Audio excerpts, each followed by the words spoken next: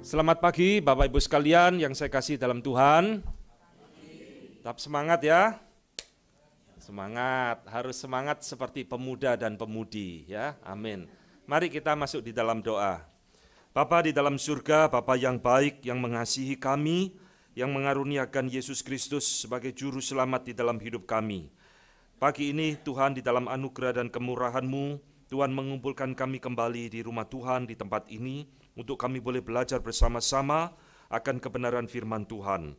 Kiranya firman yang akan kami dengarkan boleh memberikan kesegaran rohani bagi kami. Firman itu juga boleh memberikan kekuatan, penghiburan, bahkan teguran di dalam kehidupan kami. Kami menyerahkan ya Tuhan, waktu yang Kau sudah sediakan ini, jadikanlah ini satu momen yang memutar arah kehidupan kami untuk semakin dekat kepada Tuhan. Terima kasih Bapa. Di dalam nama Tuhan kami Yesus Kristus, kami berdoa dan mengucap syukur. Amin. Bapak Ibu sekalian, saya berterima kasih diberikan kesempatan untuk boleh melayani pada pagi ini membagikan firman Tuhan. Nah, firman Tuhan pada pagi ini terambil dari ayat yang tadi kita jadikan ayat hafalan ya. Saya akan membacakan sekali lagi, ini menjadi dasar perenungan kita pada pagi hari ini. Sebab semua yang lahir dari Allah mengalahkan dunia. Dan inilah kemenangan yang mengalahkan dunia, iman kita. Hari ini kita akan berbicara tentang satu anugerah yang Tuhan berikan di dalam hidup anak-anak Tuhan, yaitu adalah iman. Bagaimana iman ini mempengaruhi hidup kita, menuntun hidup kita, dan bagaimana iman ini memberikan kemenangan di dalam hidup yang sementara ini. Nah Bapak Ibu sekalian, kalau kita ditanya sebenarnya hidup ini menyenangkan atau tidak Bapak Ibu sekalian? Siapa yang mengatakan hidup ini sangat menyenangkan Pak? Wah ada ya satu, puji Tuhan. Yang lainnya berarti tidak menyenangkan, betul ya? Nah, Bapak Ibu sekalian, kalau kita mengingat masa kecil kita, pada waktu kita masih kecil, belum bekerja, kita kepingin cepat-cepat jadi orang dewasa. Supaya kita bisa bekerja, cari uang sendiri, dan kita bisa membeli barang yang kita inginkan tanpa perlu meminta kepada orang tua. Betul ya? Sampai akhir kita bekerja, tumbuh dewasa, kita memiliki uang sendiri untuk berkarya, dan ketika Tuhan sudah menuntun kita sampai di dalam usia kita saat ini, apa yang kita pikirkan Bapak Ibu sekalian? Pingin kembali jadi anak kecil lagi. Oh ternyata jadi usiawan tidak menyenangkan. Meskipun banyak uang, tetapi banyak juga kekurangan. Saya mau balik lagi seperti masa kecil yang katanya Gus Plus, hati senang meskipun tidak punya uang katanya. Senang terus, main, makan, tidur terus, tak pernah memikirkan hal-hal yang lain. Tapi itu tidak pernah terjadi lagi Bapak Ibu sekalian. Beberapa bulan yang lalu saya telah berkhotbah tentang waktu di tempat ini. Waktu tidak bisa berputar, waktu tidak bisa berbalik, waktu selalu berjalan mundur di dalam setiap hidup manusia. Nah Bapak Ibu sekalian yang dikasihi Tuhan, inilah yang dikatakan di dalam Mazmur 90. Ternyata Musa juga menyimpulkan realita kehidupan. Dia mengatakan, masa hidup kami 70 tahun Tuhan. Dan kalau kami kuat 80 tahun, dan isinya kebanggaannya adalah penderitaan dan kesukaran. Ini adalah satu kesimpulan yang diberikan oleh seorang hamba Tuhan Musa yang diberikan usia 120 tahun. Dia menyimpulkan pada waktu itu pasti dia belum 120 tahun, tapi mungkin mendekati ujung-ujungnya hidup manusia penuh kesukaran dan penderitaan.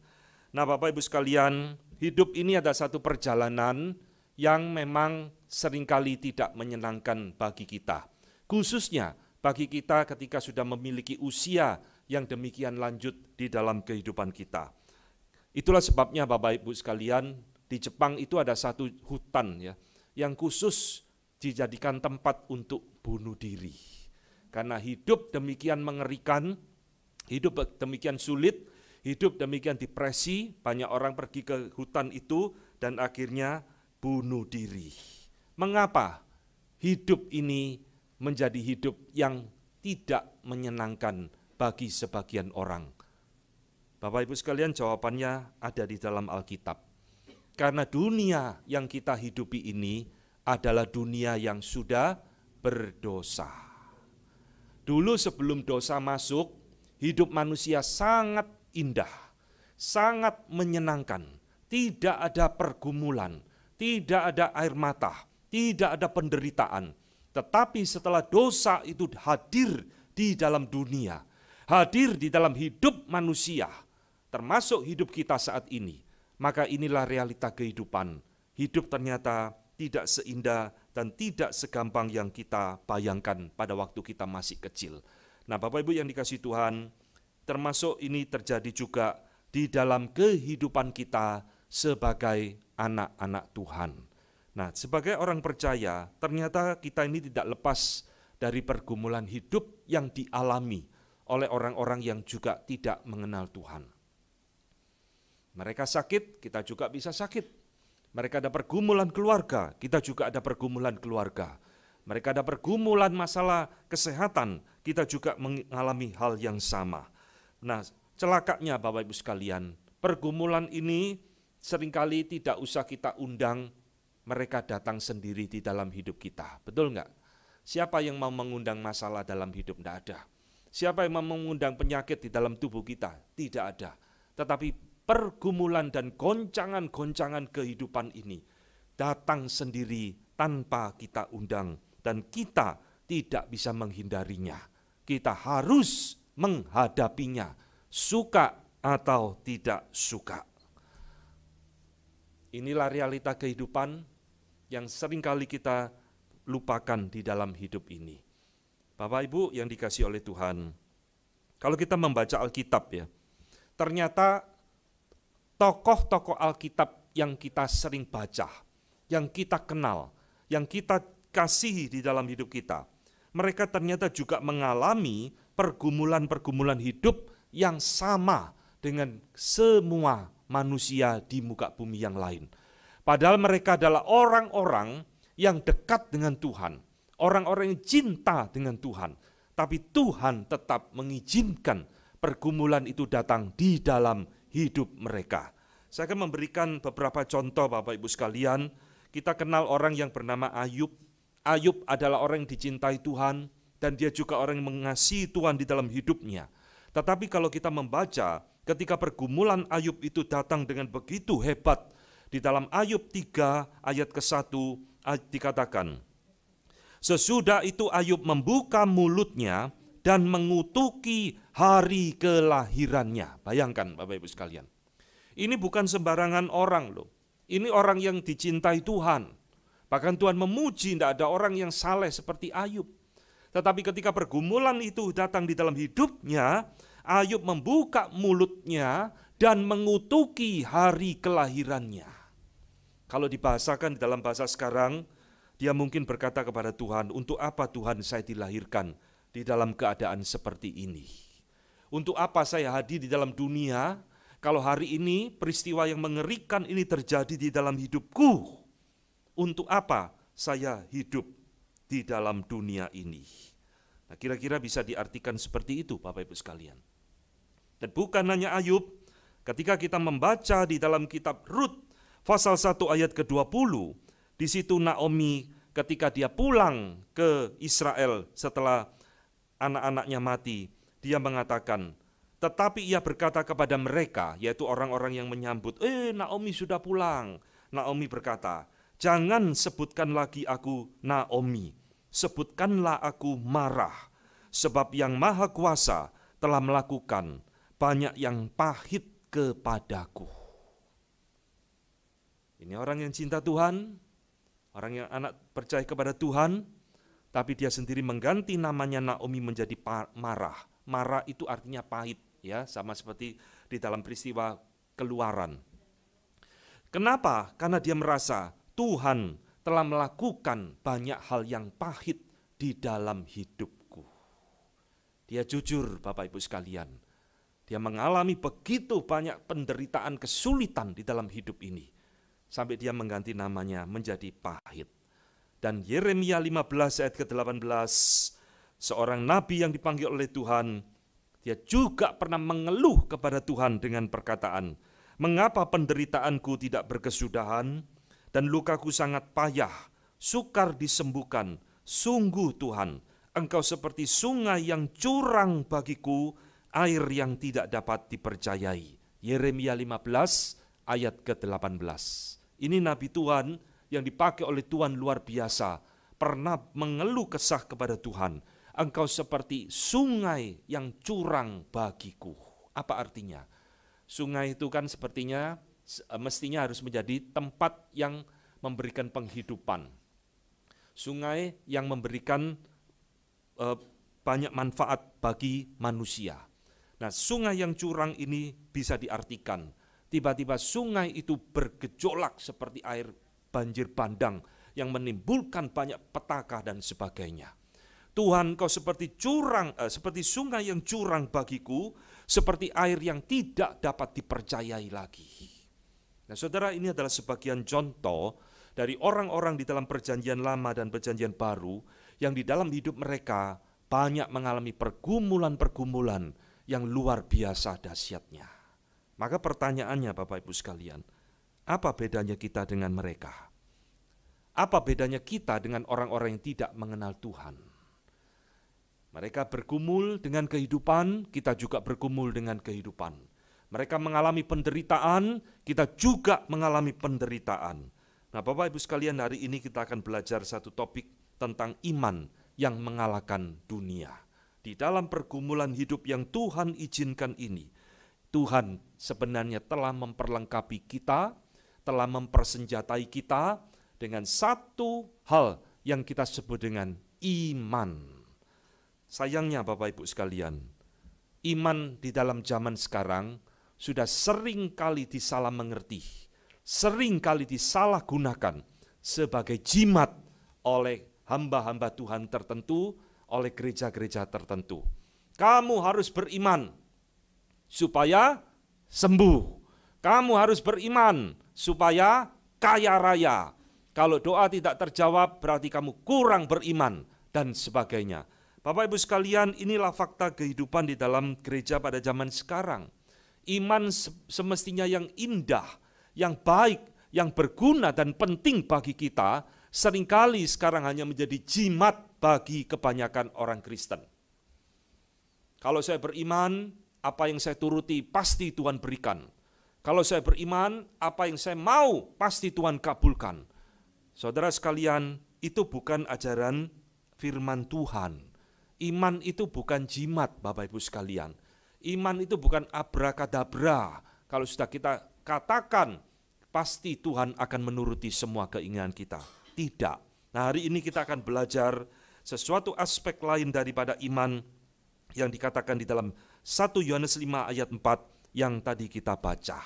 Ayat ini adalah ayat yang indah tentang iman, Bapak Ibu sekalian. Yohanes mengatakan, semua yang lahir dari Allah mengalahkan dunia. Dan inilah kemenangan kita mengalahkan dunia, yaitu iman kita. Apa artinya mengalahkan dunia? Saya sudah usiawan loh Pak. Saya cuma ibu-ibu biasa Pak. Bagaimana mungkin saya mengalahkan dunia? Saudara, kita mengalahkan dunia bukan dengan nuklir, bukan dengan senjata bom macam-macam. Alkitab mengatakan kita mengalahkan dunia dengan senjata yang Tuhan berikan, yaitu faith, iman yang Tuhan berikan kepada kita pada waktu kita percaya kepada Yesus Kristus. Maka apa artinya di dalam 1 Yohanes 5 ayat 4 ini? Iman yang mengalahkan dunia. Nah Bapak Ibu sekalian, arti daripada ayat ini bukan berarti kita menjadi sembuh, pasti kalau kita sakit kita sembuh, bukan berarti kita bebas dari masalah di dalam perjalanan hidup kita, tetapi iman yang mengalahkan dunia ini artinya adalah di dalam pergumulan-pergumulan hidup kita, di dalam kesulitan-kesulitan perjalanan hidup kita, kita tidak berpaling dari Tuhan. Segala daya tarik yang diberikan oleh dunia ini tidak pernah membuat hati kita lari daripada Tuhan.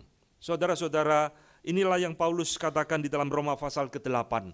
Siapakah yang dapat memisahkan kita dari kasih Allah? Ketelanjangankah, peperangankah, kelaparankah, bahkan kematiankah? Kata Paulus, tidak ada yang dapat memisahkan kita dari kasih Allah. Iman di dalam Kristus mengalahkan dunia dengan cara berbeda dari apa yang dunia ajarkan. Saudara-saudara, hari ini kita akan coba merenungkan bahwa iman orang percaya tidak bisa dihancurkan oleh pergumulan-pergumulan di dalam kehidupan ini. Kita mungkin mengalami kesakitan, kita mungkin mengalami air mata, kesulitan, penderitaan, tapi iman di dalam Tuhan tidak mungkin akan menghancurkan hidup orang percaya. Ini yang akan kita pelajari pada pagi hari ini. Karena iman itulah yang akan membawa kita mengalahkan dunia. Bapak Ibu sekalian, apa artinya iman yang mengalahkan dunia itu di dalam diri kita anak-anak Tuhan? Saya akan memberikan beberapa aspek, saudara. Yang pertama, Bapak Ibu yang dikasihi Tuhan, iman yang mengalahkan dunia itu, artinya iman itulah yang terus memberikan pengharapan kepada kita pada waktu kita mengalami pergumulan di dalam hidup. Seringkali di dalam hidup ini kita merasa sudah tidak ada harapan. Alkitab mengatakan, iman itu yang memberikan pengharapan kepada orang percaya. Ibrani 11 ayat 1, iman adalah dasar dari segala sesuatu yang kita harapkan dan bukti dari segala sesuatu yang tidak kita lihat. Bapak Ibu sekalian, kalau membaca Ibrani 11, di situ kita akan melihat ya bagaimana tokoh-tokoh iman itu dijelaskan dari berbagai pergumulan hidup mereka. Karena iman, Musa meninggalkan Mesir dan mengikut Tuhan. Karena iman, Rahab akhirnya taat kepada Tuhan. Karena iman, Abraham rela mempersembahkan anaknya. Ini semua ada pergumulan-pergumulan hidup yang mereka pernah alami. Dan mungkin kita tidak pernah mengalami pergumulan sehebat mereka. Dan Ibrani 11 mengatakan, karena imanlah mereka memiliki pengharapan. Karena imanlah mereka memiliki bukti dari segala sesuatu yang tidak pernah mereka lihat.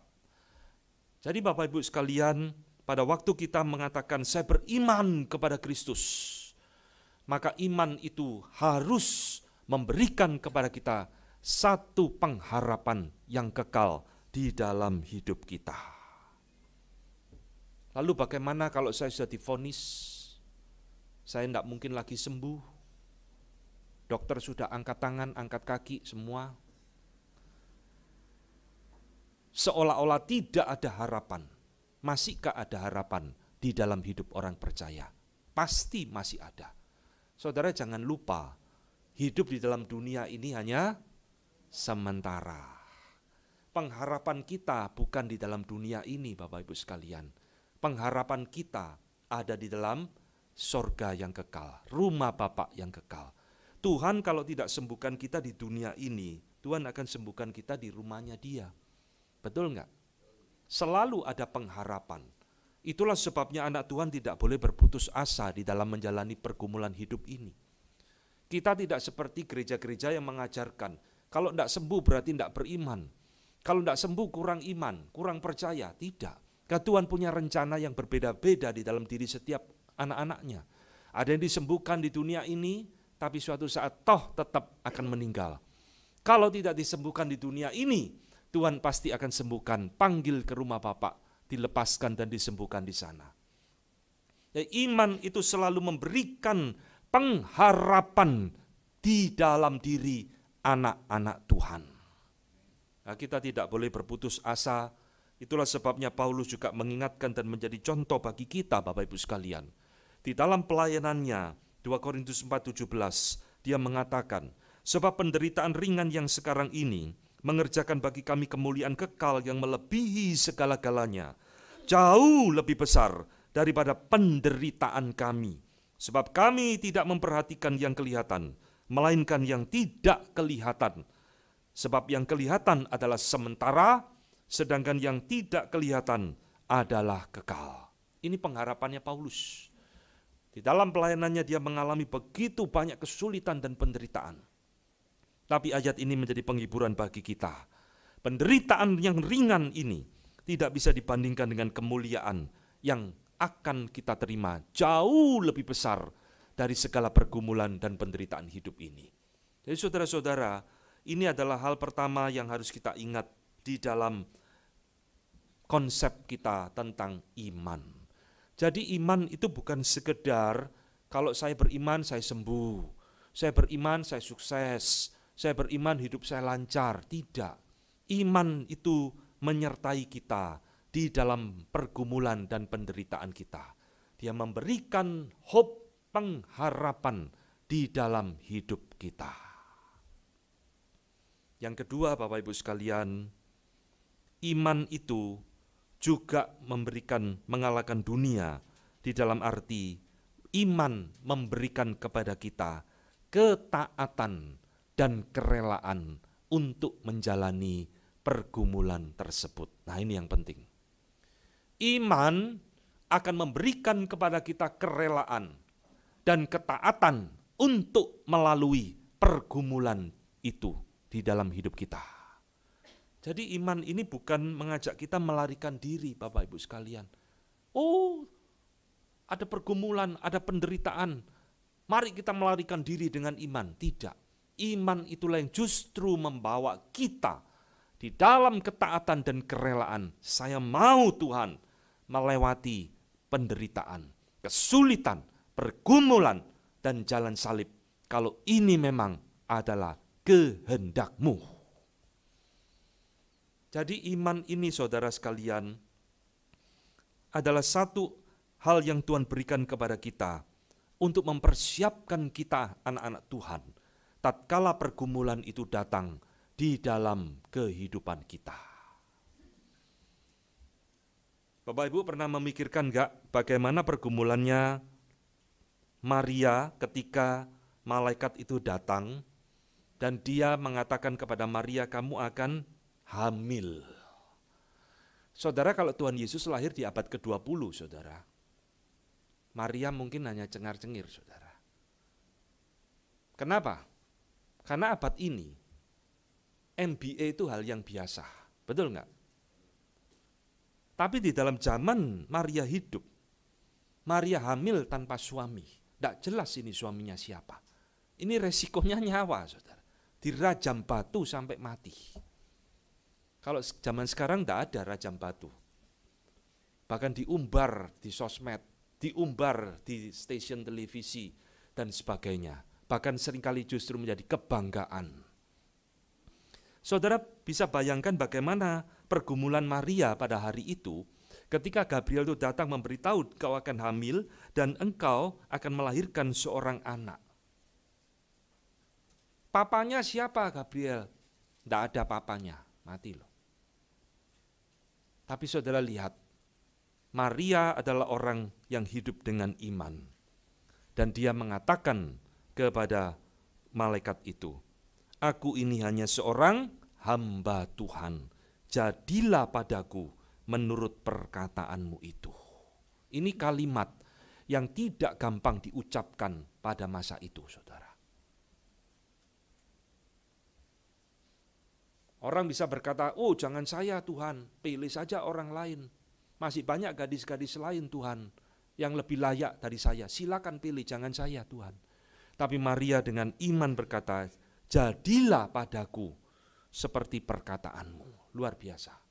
Jadi saudara, inilah yang dikatakan iman itulah yang menuntun Maria di dalam ketaatan, kerelaan untuk jalan di dalam pergumulan hidup yang Tuhan berikan dalam hidupnya. Bapak Ibu sekalian, Tuhan itu memiliki alur cerita di dalam diri setiap kita, alur cerita yang berbeda-beda. Ngerti maksud saya ya?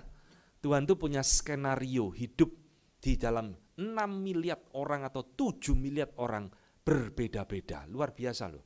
Coba saudara bayangkan ya, betapa Tuhan itu sangat kreatif. Dia memiliki jalan hidup Paulus dengan Petrus berbeda.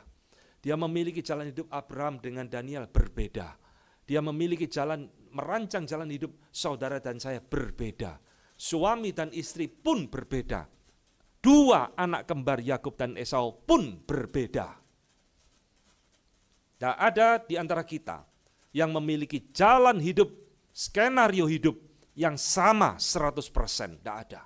Setiap orang memiliki skenario hidupnya, jalan hidupnya yang harus kita lalui masing-masing di dalam hidup kita. Dan ini yang dikatakan saudara, itu membutuhkan iman di dalam hidup kita untuk rela, untuk taat menjalaninya. Orang yang mengasihi Tuhan adalah orang yang mau taat kepada Tuhan. Dan ketika Tuhan telah menuliskan perjalanan hidupnya masing-masing dalam diri seseorang, mari ada contoh yang baik. Jadilah kehendak-Mu seperti yang Engkau katakan. Aku mau nurut Tuhan. Aku mau jalani itu Tuhan. Aku mau taat Tuhan. Ini Maria.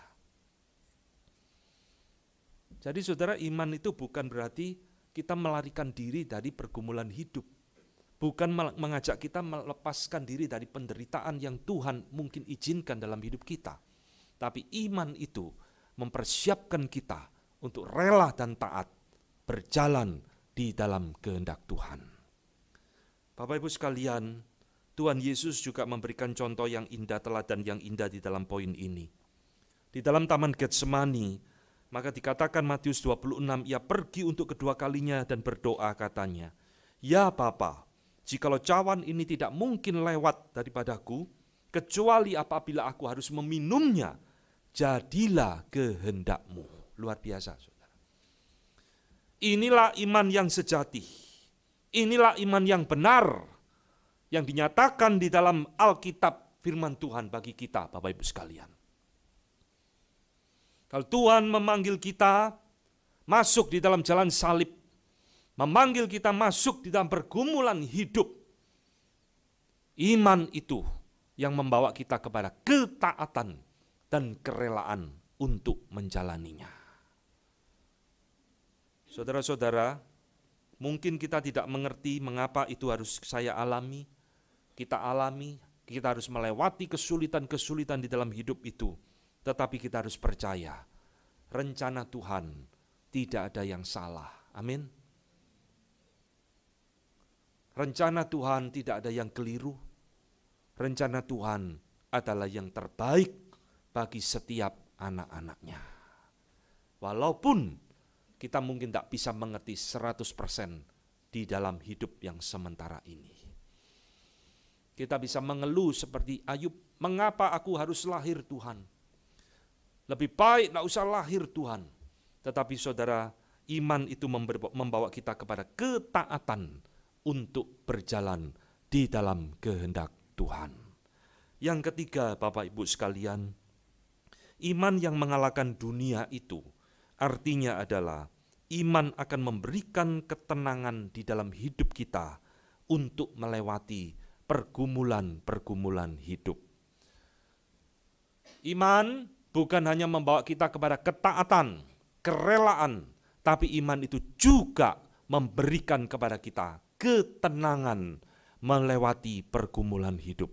Saya tidak mengatakan Maria di dalam pergumulan hidupnya, dia tidak mengalami kegelisahan, tidak mengalami pertanyaan dan sebagainya. Lalu tenang-tenang, ketawa-ketawa, tidak. Dia pasti mengalami banyak pergumulan, banyak pertanyaan. Tetapi iman kepada Tuhan yang benar itu memberikan ketenangan di dalam diri anak-anak Tuhan untuk berjalan hari demi hari bersama dengan Tuhan. Bapak Ibu sekalian, masih ingat cerita dari Daniel, seorang yang dibuang di Babel? Di dalam Daniel pasal 6 ayat ke-10 dikatakan seperti ini, demi didengar Daniel bahwa surat perintah itu telah dibuat, pergilah ia ke rumahnya, dalam kamar atasnya ada tingkap-tingkap yang terbuka ke arah Yerusalem. 3 kali sehari ia berlutut, berdoa serta memuji Allahnya seperti yang biasa dilakukannya. Nanti baca ya ayat sebelumnya. Ini adalah titah daripada Nebukadnezar yang mengeluarkan titah. Tidak boleh ada orang yang berdoa kepada Tuhan.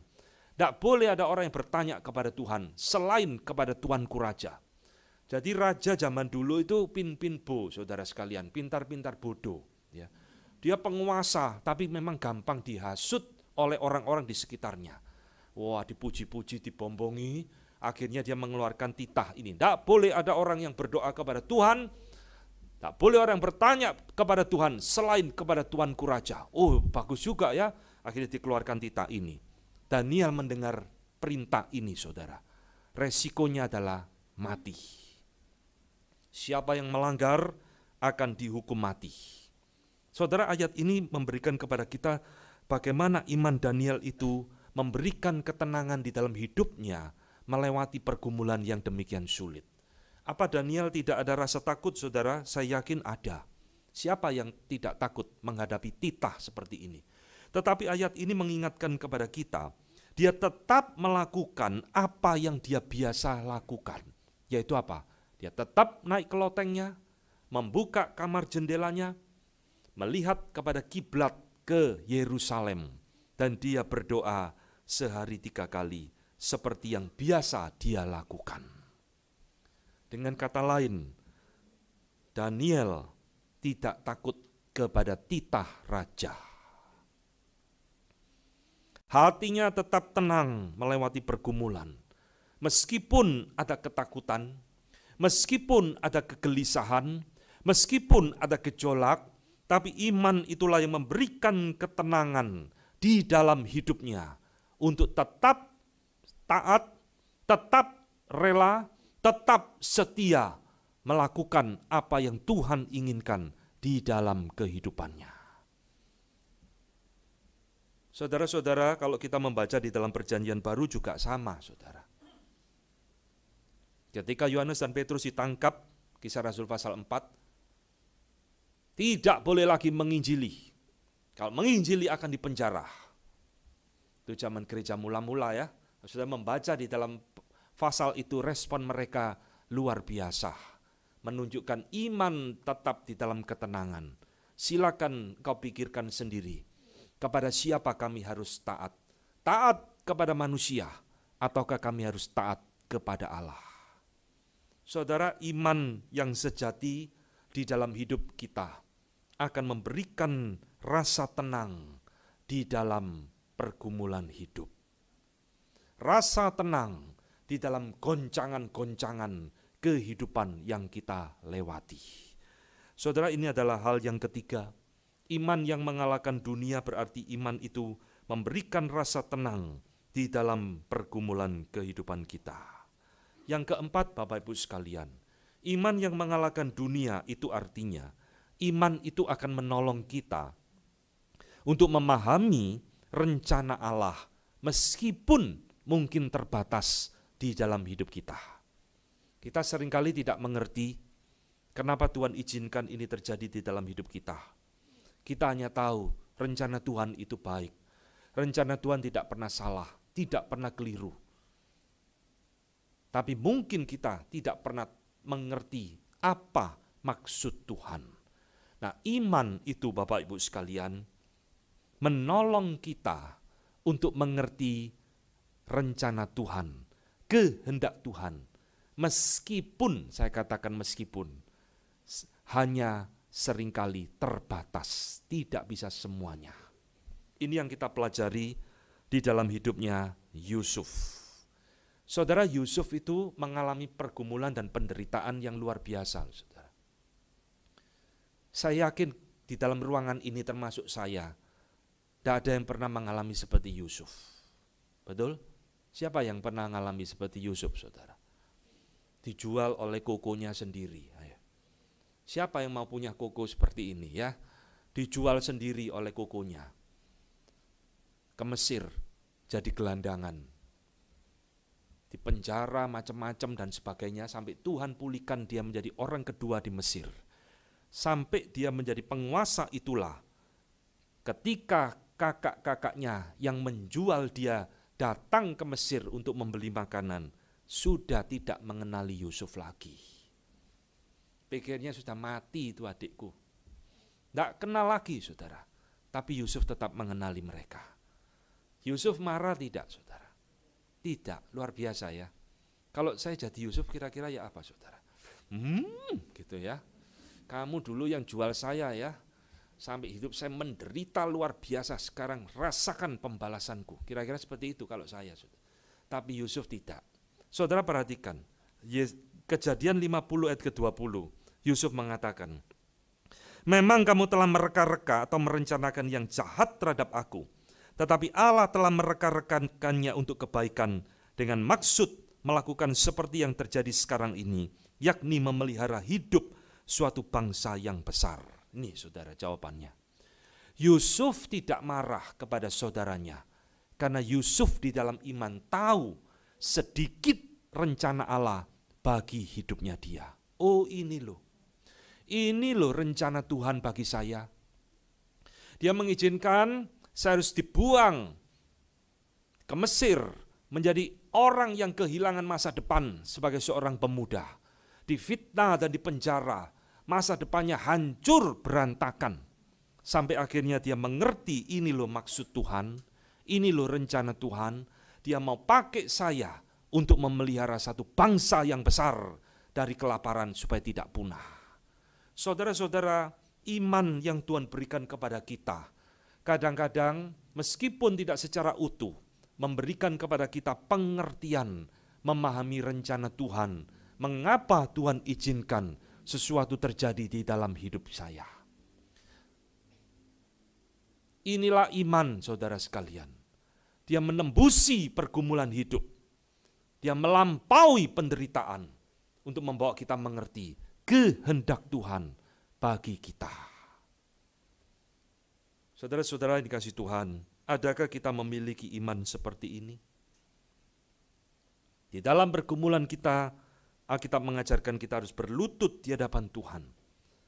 Mengapa Tuhan ini terjadi? Apa kehendak-Mu? Apa rencanamu? Saudara, ini doa yang benar. Bukan di dalam pergumulan, Tuhan lepaskanlah saya dari jalan salib ini. Lepaskanlah saya dari penderitaan ini dan sebagainya. Sembuhkanlah saya Tuhan hari ini dan sebagainya. Tidak, saudara. Doa yang benar mengajak kita untuk bergumul mengerti rencana Tuhan bagi kita. Yang kelima dan yang terakhir Bapak Ibu sekalian, iman di dalam Kristus. Inilah yang akan menyertai kita anak-anak Tuhan masuk di dalam kekekalan. Iman itu memberikan kepada kita kerelaan. Iman itu mempersiapkan kita masuk di dalam ketaatan. Iman itu yang juga akan memelihara dan menyertai kita melewati kemenangan di dalam perjalanan hidup kita. Saudara, ini katakan 1 Yohanes 5 ayat 4 yang tadi kita baca, saudara. Kita mengalahkan dunia artinya bukan selalu kita sembuh dari segala penyakit. Bukan berarti kita juga tidak ada pergumulan di dalam hidup. Tetapi iman mengalahkan dunia berarti iman kita itu tidak digoncangkan oleh pergumulan-pergumulan hidup. Kita tidak mencari cara-cara yang tidak berkenan di hadapan Tuhan untuk menyelesaikan pergumulan hidup kita. Tetapi kita tetap taat, percaya kepada Tuhan. Itulah arti iman yang memberikan kemenangan di dalam hidup kita. Saudara sekalian, pada waktu nanti kita dipanggil Tuhan, apa sih yang kita bawa di hadapan Tuhan, saudara? Buku tabungan kita, perhiasan kita, sertifikat rumah kita, tidak ada gunanya semua, ya. Tuhan tidak gubris yang begituan. Tuhan cuma lihat, do you have your faith?